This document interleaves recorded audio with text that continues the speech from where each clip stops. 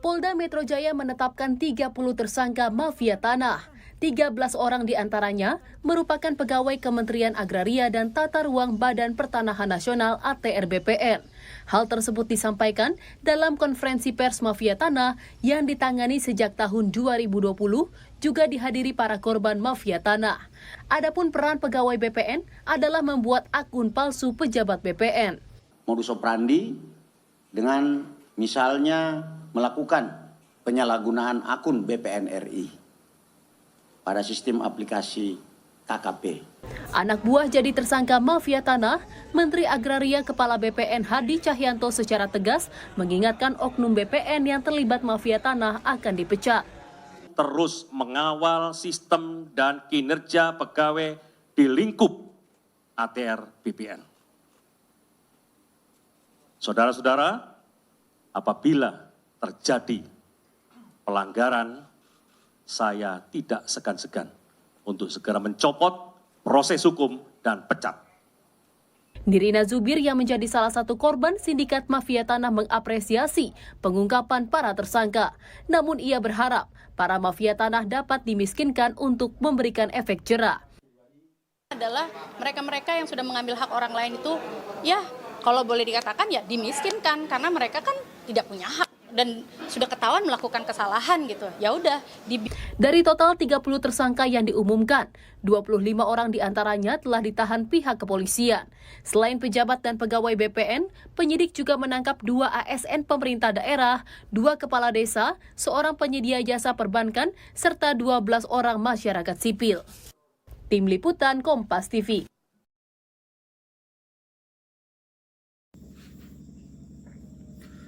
Pendapat saya tentang berita itu sangat kecewa, terutama kepada 13 oknum pekerja BPN yang menjadi mafia tanah dengan merugikan banyak sekali pihak, terutama rakyat itu sendiri dan instansi kita yaitu Kementerian ATR BPN yang menjadi tercela dan tercoreng namanya karena hal tersebut.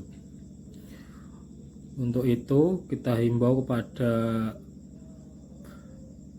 pejabat BPN untuk tidak menyalahgunakan wewenang mereka, terutama menjadi mafia tanah, dan meningkatkan lagi tanggung jawab kompetensi di era digitalisasi ini.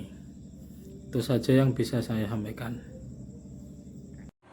Assalamualaikum warahmatullahi wabarakatuh. Perkenalkan, nama saya Ulfah Mailasani, peserta Latsar Angkatan 7 Gelombang 10. Setelah melihat video tentang mafia tanah tersebut, saya berpendapat bahwa penyebab utama dari kasus tersebut adalah adanya konspirasi, di mana ada pihak-pihak yang terlibat dengan peran masing-masing, seperti pegawai BPN yang berperan sebagai tersangka utama, yaitu 13 orang, 2 kepala desa, 1 jasa perbankan, dan 12 diantara lain adalah warga sipil. Dimana kalau tidak ada konspirasi dan tidak ada kerjasama, maka itu tidak akan terjadi, karena dalam praktek mafia tanah itu melibatkan banyak proses dan itu melibatkan banyak orang. Yang kedua adalah penyalahgunaan akun, di mana akun dari salah satu pegawai digunakan untuk melakukan kejahatan tersebut. Jadi perlindungan terhadap akun sangatlah penting.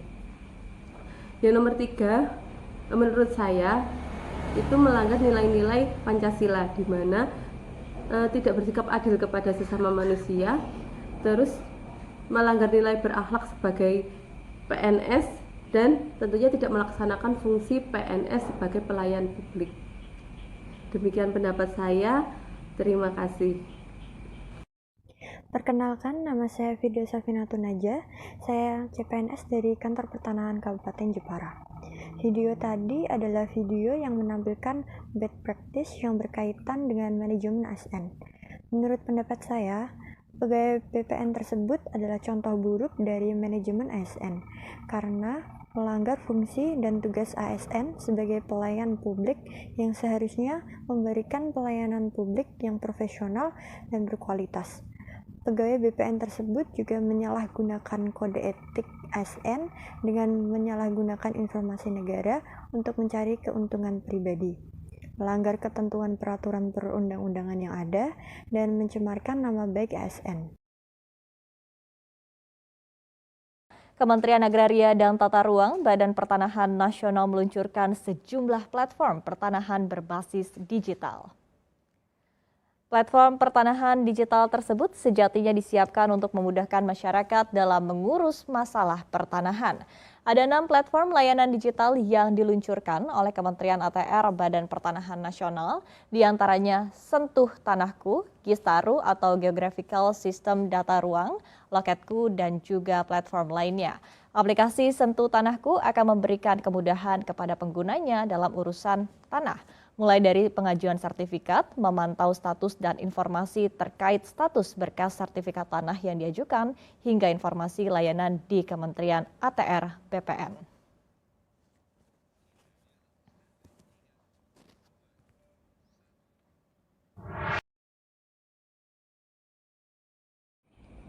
Assalamualaikum warahmatullahi wabarakatuh.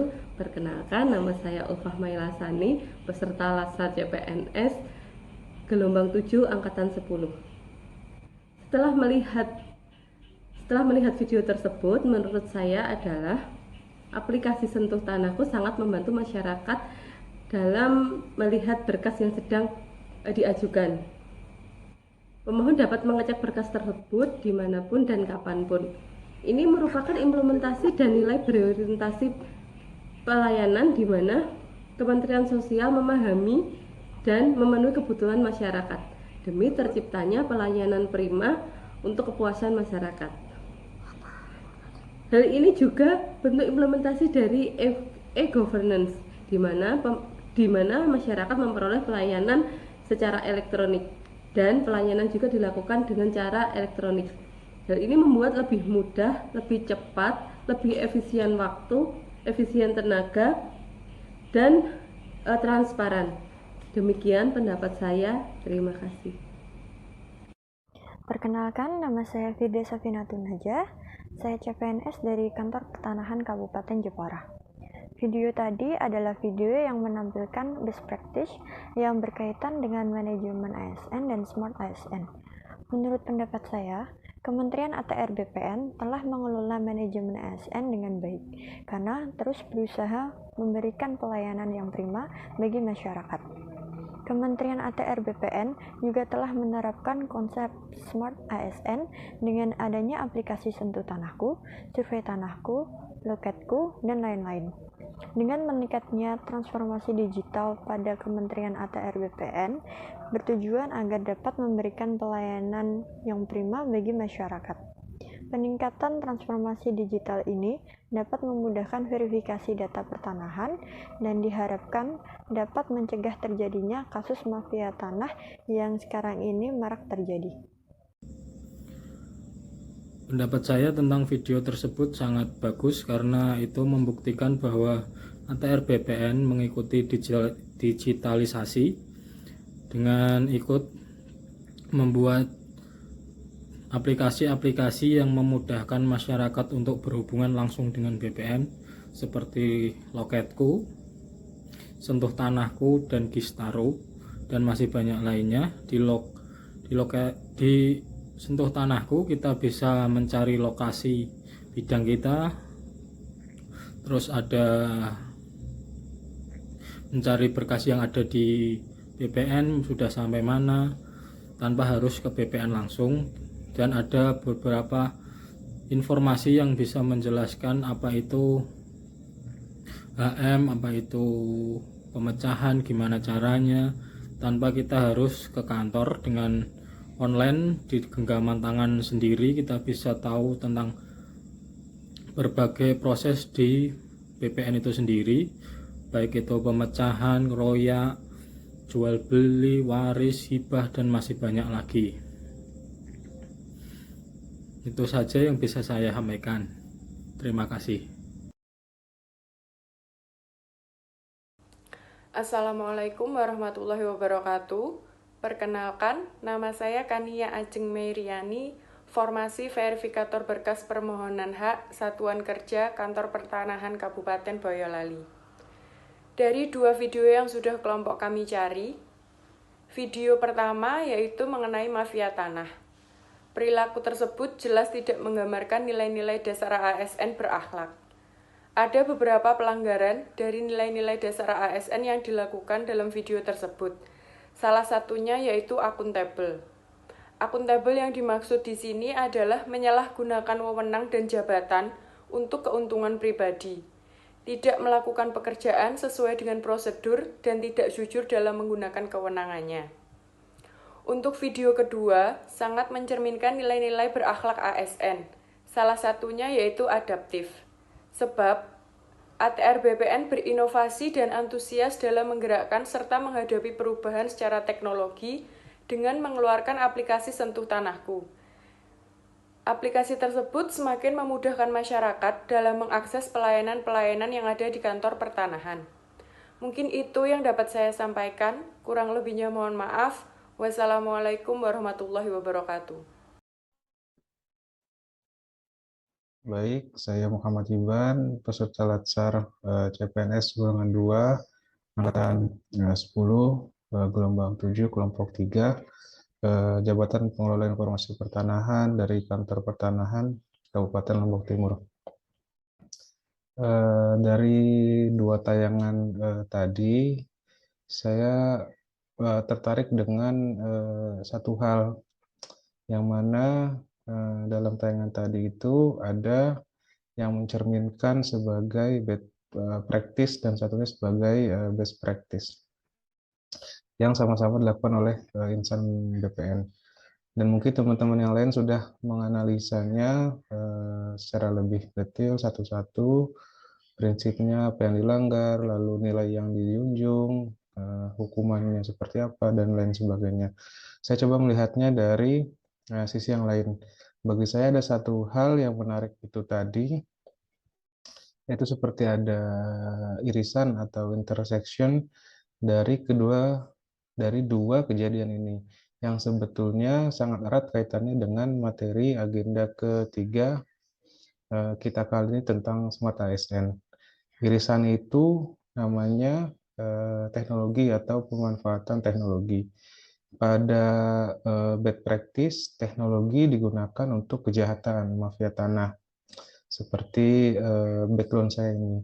Kemudian yang satu lagi itu untuk mempermudah pelayanan terhadap masyarakat demi kepuasan masyarakat.